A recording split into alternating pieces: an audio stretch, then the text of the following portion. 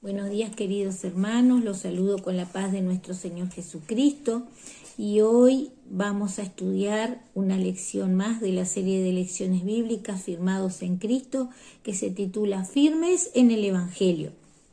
Está basada en Colosenses capítulo 2, versículo 2, que dice así: Quiero que lo sepan para que cobren ánimo, permanezcan unidos por amor y tengan toda la riqueza que proviene de la convicción y del entendimiento.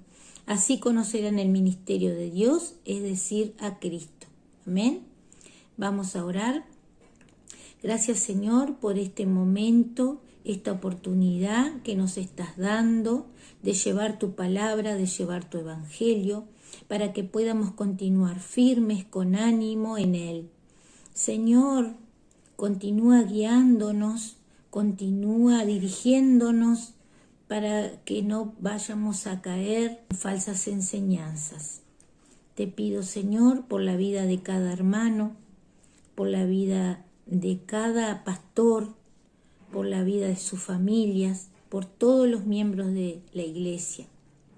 Líbranos de todo mal, de acuerdo a tu voluntad. Amén. ¿Cuál es el objetivo? Analizar la necesidad de la constancia de los cristianos colosenses, considerando el esfuerzo del apóstol Pablo para lograr este propósito. En la introducción vamos a decir que Pablo en ese momento se encontraba arrestado en prisión domiciliaria en Roma, pero él no estaba preocupado con eso. Él no estaba buscando la manera de salir de la prisión, ni estaba buscando justificaciones ni testigos, sino que la preocupación de él era otra. Él tenía la necesidad de concentrar sus esfuerzos para que los cristianos colosenses no se apartaran del Evangelio, para que no se apartaran de la palabra del Señor. El problema principal era con los nuevos conversos, o sea, con aquellas personas que recién habían comenzado en el Evangelio. Y es una preocupación que está hasta hoy en día. Por lo tanto, corrían el riesgo de ser engañados con falsas doctrinas. A pesar de todo esto, a pesar de la prisión de Pablo, a pesar de que él estaba aislado del resto de los hermanos, él actuó siempre con firmeza, con seguridad. Si nos enfocamos en el texto, podemos comentar, hay muchos cristianos que comienzan bien la vida cristiana, pero muchos terminan mal, ya que renuncian a su fe para seguir a las cosas del mundo y lo aman y practican las cosas del mundo, habiendo conocido la palabra. Y la intención de Pablo justamente era de que los colosenses no terminaran así. Vamos a leer en Colosenses capítulo 1, versículo 24, que dice así: Ahora me gozo en lo que padezco por vosotros y cumplo en mi carne lo que falta de las aflicciones de Cristo por su cuerpo, que es la iglesia. Sin duda que hay un precio a pagar. Pablo está pagando un precio caro, pero que vale la pena.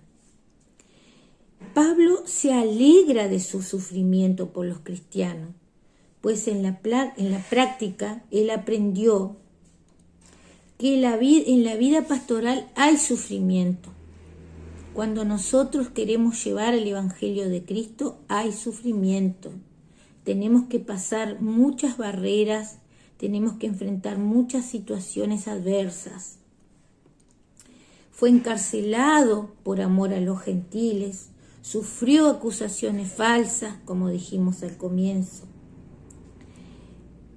por parte de los judíos. En Hechos capítulo 22-21 dice así: Pero me dijo, ve, porque yo te enviaré lejos a los gentiles. Pablo sufrió por amor a Cristo. Fue Cristo quien lo envió. Y él necesitaba y quería ser obediente a Cristo. Él se dedicó a proclamar el Evangelio de Cristo.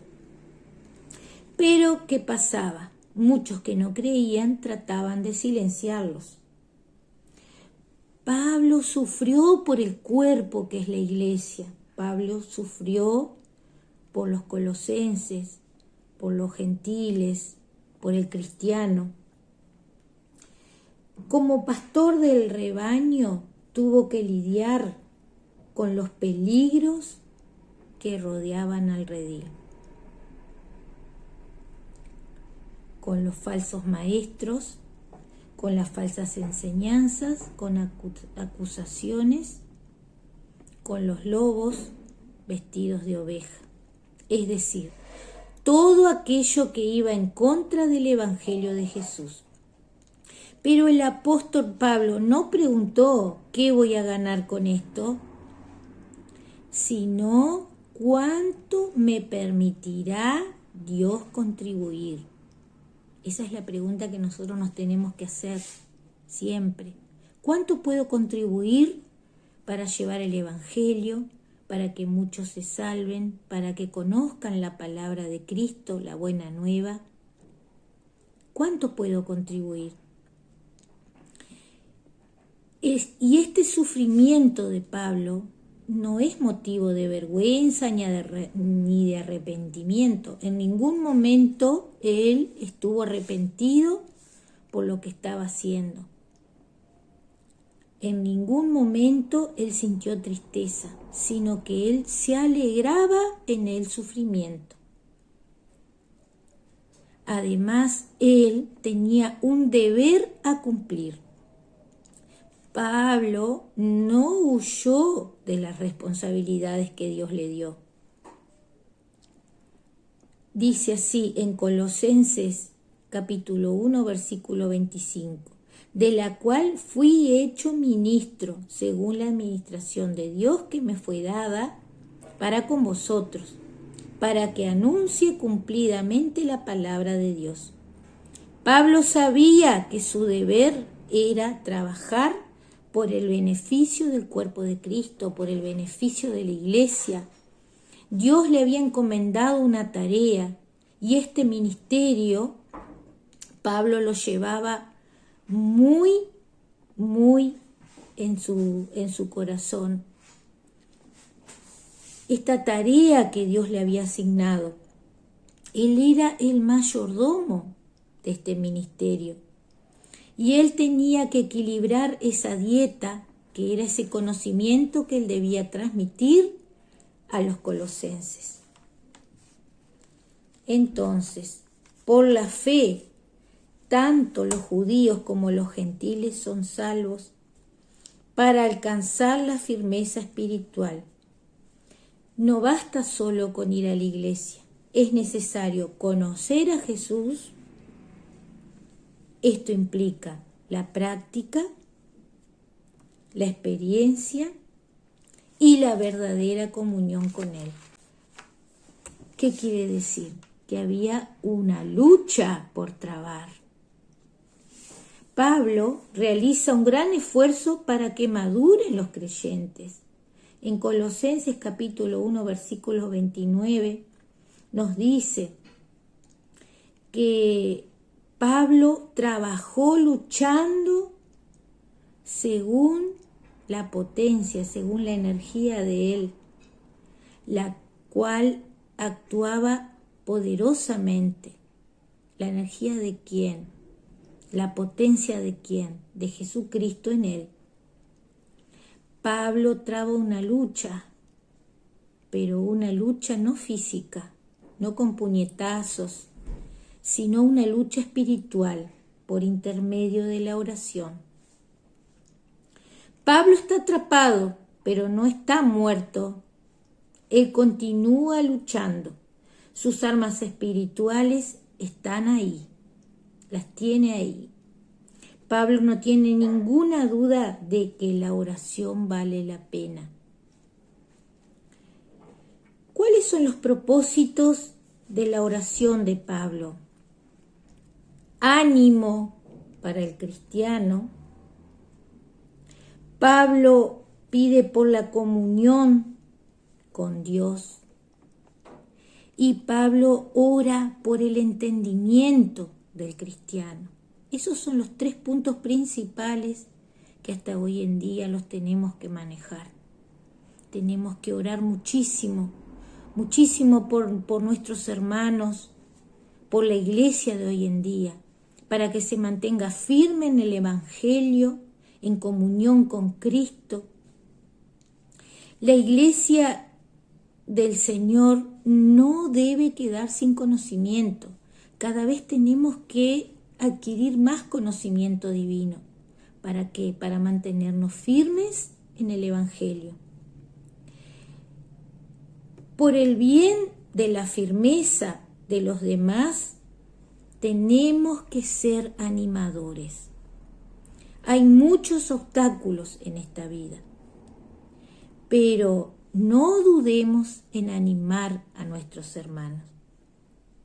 Sea un intercesor, así como Pablo lo fue. Ore por su hermano. Ore por la persona que está sufriendo. Visítela. Ayúdela a entender a través de la palabra de Jesús la importancia de que estemos todos unidos juntos en oración. ¿Cuál será nuestro desafío misional esta semana? Vamos a reflexionar sobre cómo podemos ayudar a otros a que se mantengan firmes en el Evangelio. Usted puede ayudar de muchas maneras.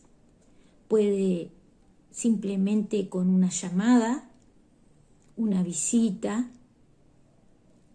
si se puede, orar por esa persona. Lo que nuestros hermanos y los cristianos necesitamos es estar siempre en contacto unos con otros. Si no lo podemos hacer físicamente, mediante un abrazo, mediante un saludo cordial, lo haremos por otros medios. Y así debe ser, buscar la manera de estar en contacto unos con otros, el cuerpo de Cristo unido, animándonos unos a otros más en estos tiempos, donde muchos se encuentran en aislamiento.